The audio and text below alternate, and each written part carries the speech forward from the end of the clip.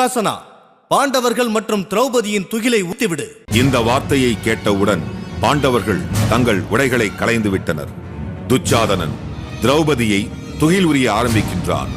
திரௌபதிக்கு தன் கணவர்களால் தனக்கு பாதுகாப்பு கொடுக்க முடியாது என்று தெரிந்து அவள் கிருஷ்ணனை தியானித்தாள்.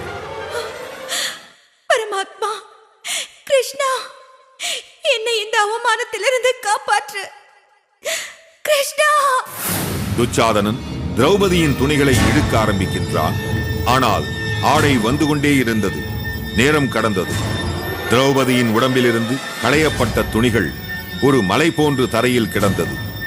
கௌரவரின் கேவலமான இந்த செயலால் துரோணர் போன்றோர் குனிந்த தலையோடு நிற்க, எப்படியோ காந்தாரி திரௌபதிக்கு இரக்கம் காட்டி தன் கணவனிடம் இந்த தவறான ஆட்டத்தை நிறுத்தும்படி கேட்டுக்கொள்ள, திருதராஷ்டிரன் துரியோதனிடம் எல்லாவற்றையும் நிறுத்த